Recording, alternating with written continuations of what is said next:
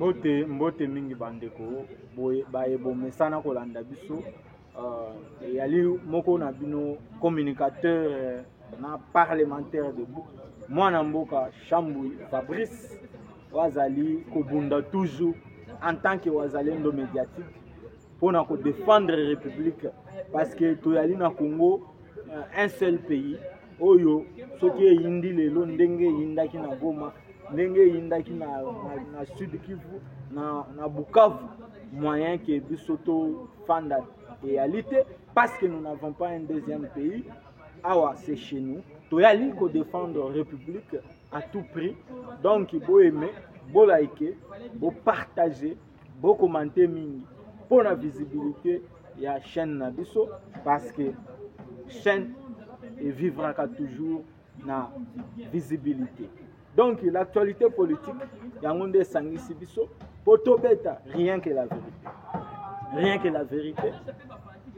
Toyali ko pesa topé ko souhaiter toutes nos condoléances les plus attristées, toutes nos condoléances les plus émues na famille ya ndeko na biso policier brigadier Kabeya oyo babomaki vachement sans justification et pas ya ba hors la loi ba nyangala kata oyo ba se considérer lokola bango bayali au-dessus de la loi.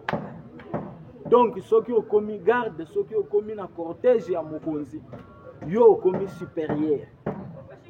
Parfois bosala ka makambo o ba konzi batinda kabinete justement parce que beaucoup mis na trop de zèle, beaucoup mis na orgueil exagéré.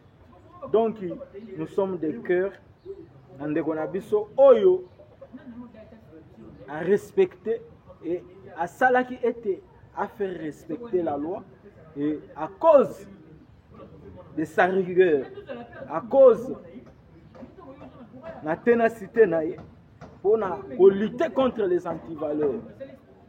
Les lots Oyondeko Kabeya atiki famille derrière lui, atiki bana, atiki mwasi a commis orpheline. Que justice soit faite. Que justice soit faite, que les droits soient dits, que les sentences soient prononcées contre un civique. Ma première ministre, chef du gouvernement, Judith Suminwa, et servir exemple dans Bakonzi Missous. Parce que quand on est chef, on est censé être modèle. Pourquoi un premier ministre ou une première ministre? Pourquoi un ministre en fonction? Pourquoi un mandataire? Pourquoi un haut conseiller dans le collège, dans la primature ou bien dans la présidence? Pourquoi il y a à qui respecter le code de la route? Si le chef de l'État a yali Kobunda, on a un véritable état de droit. C'est ça le travail de Fachi. Mais Batu Oji, c'est qu'il y a une responsabilité.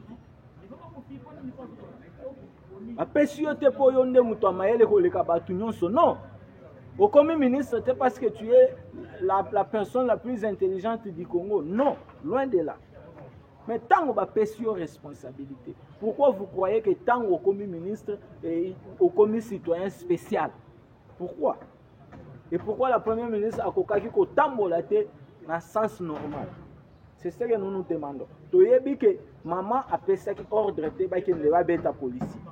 Mais on s'interroge, pourquoi maman a kokaki ko tambola dans le sens normal? Est-ce que maman première ministre a commis plus que tous les autres Congolais? Est-ce qu'elle est plus valeureuse que nous autres là? Parce que la Constitution est reconnaître la population congolaise. Il y a des souverains premiers. Et si réellement les Congolais sont des souverains premiers, ils sont des tozelaka, embouteillage il y a 40 minutes, il y a 30 minutes, donc nous sommes dans une république, il y a 2 poids 2 mesures. Alors, est-ce que tu sais qu'il y a une responsabilité? Est-ce que y a un chef de l'État? Est-ce que y a une vision à le peuple d'abord? Parce que Toyebi, moi je connais un peu du droit. Toyebi que l'infraction est individuelle. toyebi que premier ministre abetaki policier te toyebi que atindaki mutu te mais soki premier ministre chef du gouvernement nayali ko répéter yango si elle avait pris le sens normal lokola mutu nyonso on n'en serait pas arrivé là tokokaki kokoma na niveau wana donc bref tomoni ba arrestation ya ba incivique wana en tout cas auditeur supérieur lokola si à s'imprégner à se saisir dans le dossier en tout cas la condamnation est en désordre mais lokola maman premier ministre ayali parmi les personnes citées donc le respect de la justice voudrait que maman peut akende ko répondre to yebi que ayali attaché topé ayali lié directement dans l'affaire, d'autant plus que yé batika qui est déjà. Mais ce qui est mon regard à côté dans le sens normal et l'ingé commaté. Donc sur ce, nous sommes à comparaître, ce n'est pas mauvais. Comparaison à la première ministre, Européen ça peut valeur na justice na biso. Ba yo kaye as entendu chez l'équipe des droits. Donc tu y a des cœurs dans la famille. Oh, batikali ba orphelin.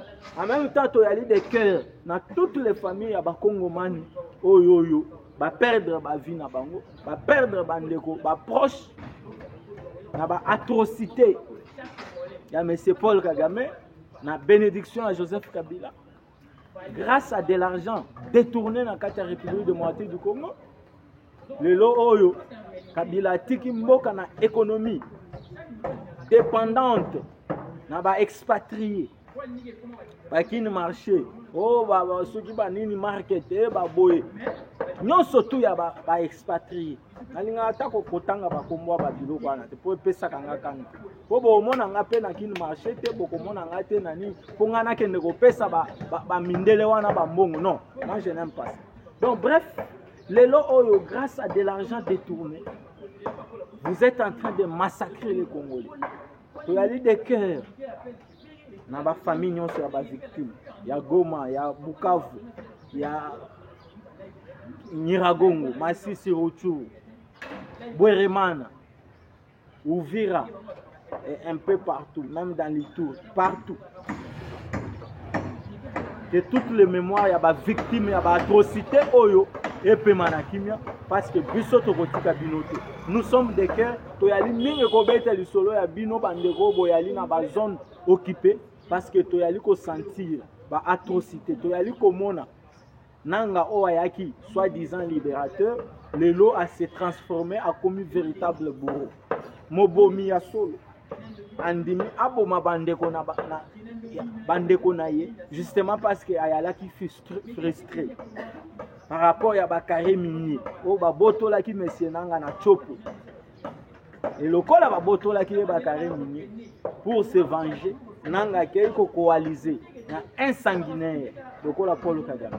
Coup de chapeau na bawaza waza, no waza love, no waza chou, no waza mayonnaise. Donc les wazalendo, au bayali ko travailler mingi, pour na sourire et sengo et zonga na kati ya république pour te intégrité ya république et zala respecter pour te fierté ya mboka que la république puisse recouvrer o ya libongo grandeur na yango. Donc ba wazalendo ba comprendre que na kati ya hymne national ya république démocratique du Congo balobaka toko occuper Mboka Congo, mais toko assurer grandeur na Congo. Ça c'est dans l'hymne national. Nous peuplerons ton sol et nous assumerons ta grandeur. Coup de chapeau à tous les généraux ya Wazalendo, tous les colonels, les véritables colonels, les véritables majors ya Wazalendo. Parce que tout le monde qui ba major, ba colonel, oh ba yali ko comploter na kati ya FRDC, même na mukolo ale. Comment expliquer que tant qu'on va frapper les Salema, avant de frapper auto frapper Mikolo, auto récupérer Massis. Il y a certaines frappes précédentes qui va oya Mikolo. Avant FRDC a frappé, tout le monde a boyé ennemi à Kimi et va frapper Kokoya quelques heures après. Donc des complicités continuent à exister. Mais au-delà de ça, malgré que certains dans la armée comprennent que la République est allée à Tshisekedi, la République est allée à IDPST, la République est allée à famille Tshisekedi, la République est à moi, est à vous et allée à Bissonios. Donc ça ne sert à rien de trahir la République. Parce que Tshisekedi avance à la chef de l'État. Il y a déjà dans des conditions à malam. Tshisekedi a connu la bourgeoisie. Tshisekedi a connu la aisance. Contrairement à Paul Kagame, Poto Monaki, na Kampala, ayali côté Kabamaki. Mais, lokola chance loko pam. Kagame a le moins na vie à moté ki bamaki. A côté na ba rébellion, boye babundi. Bayeko bundisa Biarimana. Et lelo, grâce à l'appui à ba européens, Kagame babomi à Biarimana, ayebisi ba Rwandais nyonso. Tutsi, Batwa, Naba Utu, ayebisi bango ke soinga na komi mokonzi, na ko rassembler biso nyonso. Et tant que Kagame a komi mokonzi, abandi ko boma ba Utu, ayali ko bomisa ba Utu mikolo nyonso sur le territoire national ya Congo. Ndakisa oya Masisi. On a frappé des Rwandais et ba Rwandais oto yali ko boma. C'est majoritairement des Hutus. Oyo Kagame atinda kaliboso. Na première ligne. Pote tango bako boma et pas ya wazalendo. Tango wazalendo bako komisa bango boucherie humaine. Ezala ba Hutu. Bango bakufa kakaka.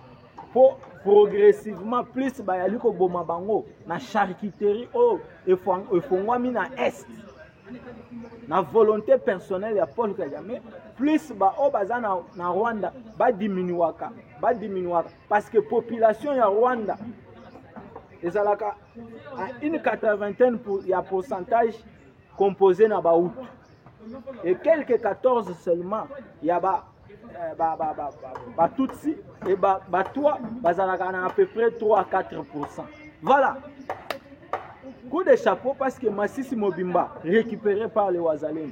Avant-hier, tout le monde a même il y a 2 ou 3 jours, drone, il y a Paul Kagame, na Joseph Kabila, un drone fabriqué dans Lettonie. Il y a plusieurs milliers de dollars. Drone est allé coûter dans les environs il y a 100 000 dollars. Abattu, frappé par les Wazalènes. Donc, ba wazashu, façon ba yali ko défendre mboka, te bolingo boy na monana nu. Boyali mibali.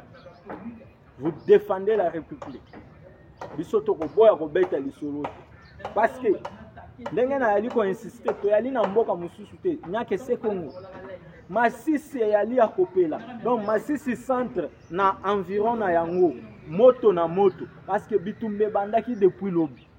Affrontement ya sérieux, affrontement M23, RDF, AFC, Mupanzi, Waza, na FRDC.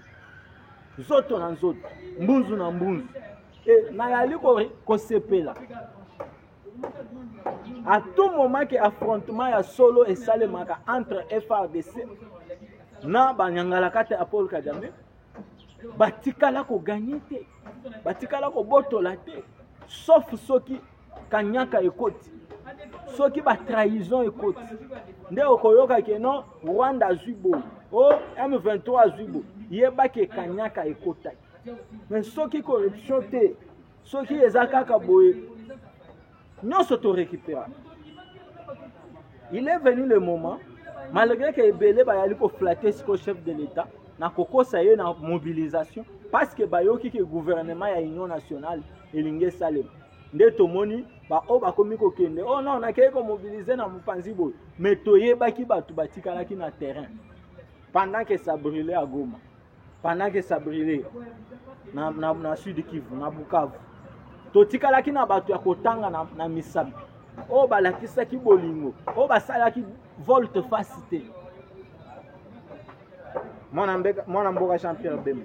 O tomoni même Olive Lembe abandi kozwa ba mongo pona kopesa na ba communicateur, pona kopesa na ba journaliste, pote babanda kosala contre campagne contre mwana mboka Jean-Pierre Bemba go. Donc to yali éveillé. Coup de chapeau pour tomoni kanda ya Nzambe. Après buzoba oya Olive Lem lokola nzambe azalaka toujours juste tomoni ba bateau na ye epeli moto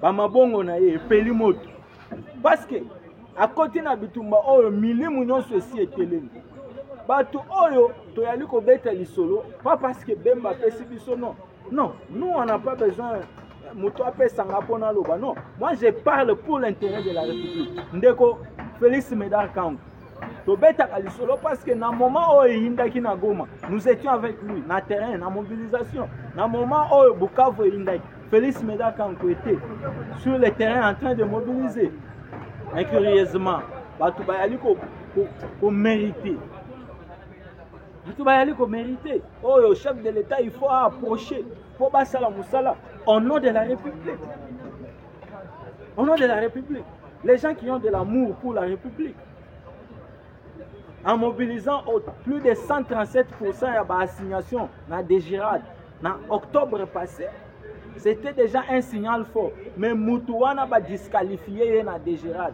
Le lot oyo recette ya DGRAD et il même pour atteindre 100% d'assignation. C'est regrettable. C'est regrettable. Ministre de la Finance, talaba choix yo salaki na DGRAD. Et le lot, ba recette qui makasi na DGRAD. Mais soy Félix Médard quand kwaza la place wana, mais les tosito. Pour mobiliser Misolo Belé pour l'armée. Parce que le chef de l'État a matissé Misolo ya armée. Gouvernement a matissé Misolo ya armée. Tobeteli Fatima pourquoi? En tout cas, coup de chapeau. Coup de chapeau na ba oyo ba salaki ki ete misolo ya l'État, ya policier, ya militaire et mat. Mais tokozala na magie te, ce n'est pas la magie. Il faut qu'on banda ko mobiliser ba recette belé pour te continuer bongo na ko futa ba militaire na biso malamu, ko futa ba policier malamu, na ba dépendant na bango ba vivre na vie aisée de manière à ce que cordon sécuritaire na frontière na biso nyonso ezala à la hauteur, de manière à ce que l'armée ezala à la hauteur, ezala armée dissuasive. Oyo ke soki eyindi lokola mwana ya Museveni o azali ko sala baje ko meka république ndenga yali ko meka bongo. Si nous avons une armée bien équipée, une armée bien entretenue, toko pesa ba réponse forte. Donc bref, il faut misoloise en permanence. Donc, tous en attente à perdre, surtout et surtout dans la régie financière, dans l'entreprise et le portefeuille. Parce que le gouvernement a posé un misolo pour maintenir l'élan haut. Quand vous disqualifiez Félix Médard Kangu dans DGRAD, le lot DGRAD est kokalisus ko pesa misolo na l'État na gouvernement. Makambo yali ya kolala détournement. Oh nini favoritisme, gestion opaque, clientélisme et l'équipe est dans minute on a déjà. Donc nous demandons l'homme qu'il faut à la place qu'il faut parce que l'heure est venue. Oyo, il faut que Bamisolo ezala mobilisé à la hauteur. Il y a demande d'auto. Ce n'est pas une blague. Donc monsieur le professeur Eberande, vous allez consulter Bato. Donc moi même certains opposants, baye panayi. Tout opposant, malgré passé naïe, mais en diminant, il faut répondre à l'appel du chef de l'État. Nanzela ya monsieur le professeur Eberande Kashmir Kolongel, conseiller en matière de sécurité. C'est un plaisir parce que la République est menacée dans sa partie orientale. Il faut que nous soyons s'auto-sangana pour te conjuguer par effort pour permettre de Tocha Munguna Liban. Tomoninde ko Moïse Monide. Un ex-proche, il y a M. Moïse Katumbi. Moïse Monide, ndeko ya Salomon Kalonda Escadel. Aïe qu'on se faire consulter. Parce que Masolo est bêta en consultation avec le professeur Eberande et Ali Masolo a ba Congolais nyonso. Tous les Congomans, Ozala na yali ya boy, na yali ya coloration politique boy. Tous les Congomans. Tomoni mama nani Nenenkulu. Oh ya FCC. Ex ya FCC donc ex partenaire ya FCC Nenenkulu. akei kokutana na professeur Eberande. Tomoni même jeunesse ya FCC ya Joseph Kabila akei kokutana na professeur Eberande. C'est question de l'intérêt de la République. Biso toyali ko insister na professeur Eberande ba manipuler yo te. Vous êtes un intellectuel avéré. Toboyi ba déclaration neti oyo monsieur Jean-Lucien Mboussa salaki. Na kolobake non, il faut tenir compte ya ba regroupement, ya ba poids politique. Toboyi biloko wana. Toboyi yango. Ça c'est de la manipulation politicienne. Na moment ya guerre, comment yo okosala ba déclaration ya lolenge wana? Professeur Nani Jean-Lucien Mboussa et Ali Passi. Jean-Lucien Mboussa depuis 2017 ministre na commerce extérieur. Toyoki ba agent ya commerce extérieur bazo pesa ba témoignage ya milelo pendant que monsieur Jean-Lucien Mboussa était là milelo. Lelo na ministère ya portefeuille. Tala ba vire rebelle na kati ya SNEL. Makambo yali ko simba te na SNEL. DG ya SNEL ayali kokoka te. Molili na Kinshasa avec la bénédiction de monsieur le ministre ya portefeuille Jean-Lucien Mboussa. Ozonga lisusu ata yo moko tata toboyi yo. Vous avez déjà beaucoup fait et vous pouvez laisser à la jeunesse. Que dire de la jeunesse? Que dire des jeunes qui vont obtenir un diplôme et licence dans les années 2000? Les lots communes en 2025. Ces jeunes bango bako sala wa. Fati azakanga ya bino bozwi Tshisekedi en otage. Non. Professeur Mbosso na Bahati, professeur Bahati Lukwebo. Professeur Toyoki, tomoni pe ke comment professeur Vital Kamerhe. Est-ce que vous voulez travailler? Donc, comme ici, Congo, le seul pays au monde, ba vieillard, ba yali ko tinda ba jeune na retraite. Donc, bo yali ko retraité biso bilenge. Moyen to sala lisusu ezati. Bino na bino, toujours bino. Bozui Tshisekedi bokangiye, botiye, hein? Botiye pena kaluko. Bozui en otage. Un chef de l'État censé être pour la classe sociale, c'est toujours Bino Moutubozonga, toujours le ministre. Donc, nous, on ne peut pas assumer des responsabilités en tant que jeunes dans ce pays. Bisoto yali, na impulsion moko tokoki ko pesate. Toboyi yango. La jeunesse congolaise est plus que déterminée. Jeunesse congolaise, basengi na professeur Eberande Kashmir Kolongele. Basengi na chef de l'État, président de la République, Félix Antoine Tshisekedi Tshilombo. De la même mesure, Botindaki jeunesse liboso et Tondimi, au nom de la République, au nom de l'intérêt commun, Tondimi biso ba jeune, tokei tokoti na FARDC, tokei tokoti na ba service mususu ya défense et sécurité. Ngai leki na ngai, akei na armée pour défendre l'intégrité du territoire. De la même manière, biso ba jeune to s'accaparer na masolo ya armée, de la même manière na gouvernement o to lingi pe to kota. To moni pe bilongi to lembi. Depuis les années 90, professeur Bati azalaka na ba institution. Le vieux Kamerhe il faut kakaza. Ba vieux lokola ba Jean-Lucien Mboussa, il faut kaka bango baza. Non, ça devient embarrassant. Oye komini. Parce que Fati oye pour opesa mopepe ya sika, gestion ya sika, pour rajeunir masolo nyonso na toutes les institutions de la République. Basi basali trop, bakende pe bapema. Biso pe ba jeune to la kisa bango ke to yali ne loko moko pour l'intérêt ya République. Tomoni awawa envoyé spécial, délégation mobimba ya Maison Blanche. Na Kinshasa. L'heure n'est plus à la distraction. Bataille à blague ici, les partenariats stratégiques entre Washington et Kinshasa, minerai contre sécurité. Parce que tu ko admettre tu continues à compter ba mort na biso. Trop c'est trop. L'heure est venue, oyo ya ko sauver ba vie ya batuana. la vie à bandeko wana. Envoyé spécial à la Maison Blanche avec Félix Antoine Tshisekedi Tshilombo. Parce qu'il faut finaliser ce cours. Il faut tout finaliser maintenant pour que le contrat wana est en vigueur. Donc, je répète, ndenge et l'Obama kike, on va tout faire pour na kolongola oignon swezali. Ça c'était la déclaration des États-Unis d'Amérique. Pour na kolongola oignon swezali na nzela ya kimia na Congo. Toutes les embûches na chemin ya kimia. Côté investissement ya solo, ya misolo ya ba citoyens américains. Et ça le manakati ya République.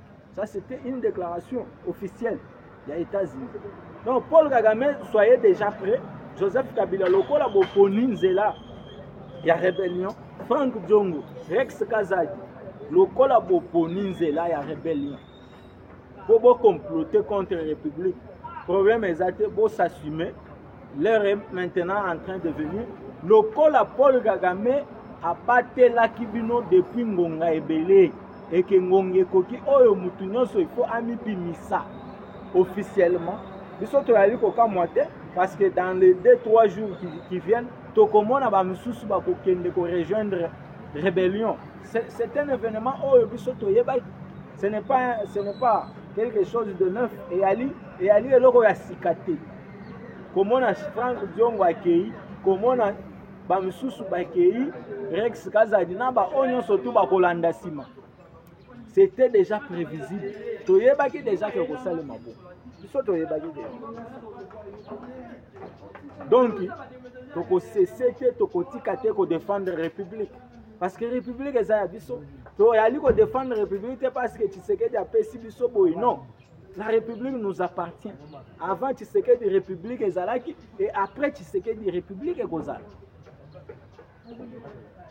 Donc mutunyoso oyandini zela ya bitumba. Zela ya violence. Ndenge balobaka qui sème le vent récolte la tempête. Tempête yango wana esi bandi ko frapper. Moto epeli na Walikale. Walikale centre. Moyen ennemi acha lisusu makolo ezati bayali kokima en désordre et ebele bayali kokufa. Parce que awa ba témoignage ye ba photo ba vidéo oyo ennemi akomi ko rapatrier ba corps yali kokende mikolo na Kigali. Donc Rwanda yali même ko organiser ba obsèque te ya ba soda oyaye tués par les Wazalendo. Donc le général Foka Mike, le colonel, le général Yakutumba, bo sala musala kitoko, bo continuer na élan wana, to moni ndenge bo yaliko infliger ba perte na ennemi. Mais to kebisi mutu nyonso akomeka ko sala le contraire parce que to uti ko bombarder 5 avions au courant d'un seul mois. To bombarder 5 avions. Na kati ya avion wana na Walikale, il y a eu même des avions ougandais. Mais yo Ouganda, to yali na masolo na yo na Ituri, na kati ya opération Ushuja entre FRDC na IPDF armée ya Ouganda. Oto yali ko poursuivre ko pourchasser ba FDLR. Mais boni yo ozwa ba appareil na yo ba avion na okitisango na Walikale. Walikale est une zone contrôlée en ce moment-là par l'ennemi.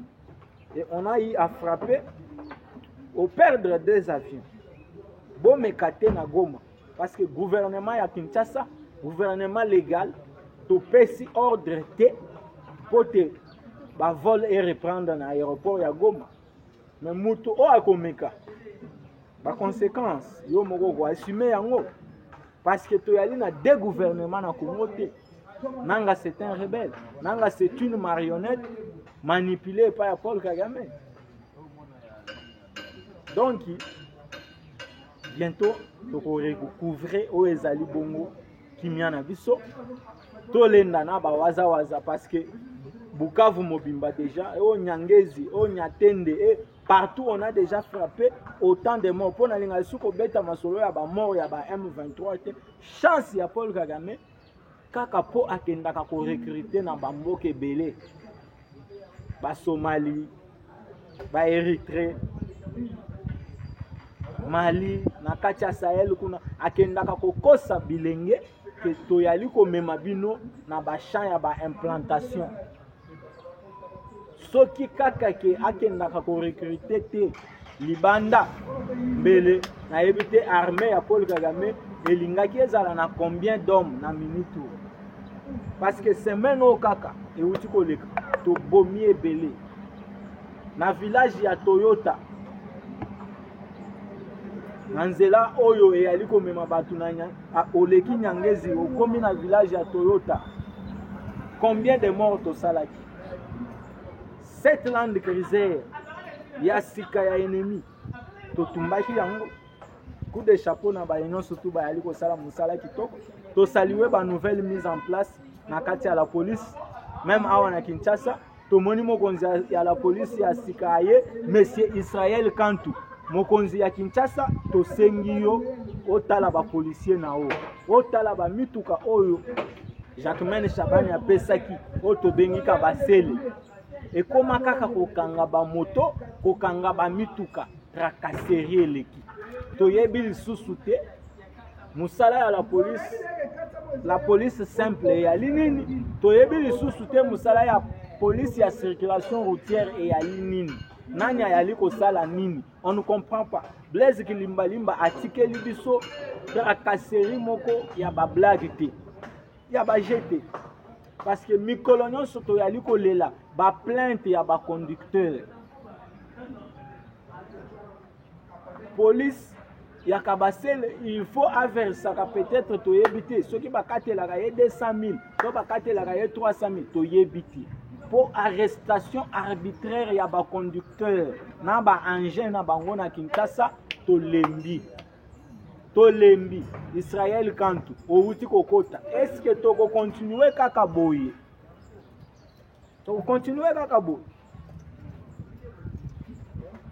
policier abatelaka lisusu ba civilité mituka wana bapesaki mpona kotrake ba hors la loi mais ekoma nango cop ya kotrake ba conducteur est-ce que toko continuer kaka boye yo muto yesika yo pe okokotaka na lokolo wana babanda pe komemela yo ba versement toyebite chef de l'État. Est-ce qu'il n'y a pas moyen de créer service moko Jacquemaine Shabani, ministre de l'Intérieur, Daniel Bumba, gouverneur. N'y a-t-il pas moyen de créer service moko et banda kolande la arrestation arbitraire ou ya la police na ba conducteur parce que ba conducteur ba leli to lembi. Merci beaucoup na ba union surtout bolandi biso. Actualité zébélé. Tout le monde nomination à un nouveau magistrat, et à la des magistrats militaires, et à la des magistrats civils, tout le monde jeunesse va nommer coup de chapeau na chef de l'État. De la même manière, on nomme les jeunes belé na magistrature pour rajeunir l'appareil judiciaire, mais ça là, il y a un gouvernement. Tout ça, on a posé un ministre à 28 ans, de nouvelles figures. Ça là, il y a un collège, il y a un conseiller, dans le chef de l'État. Batebele va entourer, ce sont des affairistes. Tomoni Awa, un certain Johnson, Momeli Masanga ya Washington, alongwe kuna aye ono envoyé spécial ya Donald Trump. Ba service union autour du chef de l'État, ba conseiller, ba sali musalate. To sengi rajeunissement ya entourage ya Mokonzi talaka wana. Ezalaki mwana mboka Chambouyi. Fabrice Moko ya ba communicateur. Président parlementaire de vous.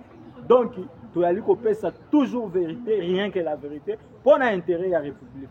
Donc, vous allez scotcher, vous aimer, vous partager, vous liker, pour la visibilité, il y a la chaîne Nabiso. Merci beaucoup. Tokutani Mbalasima. Le numéro c'est le 90 40 35 451. Merci.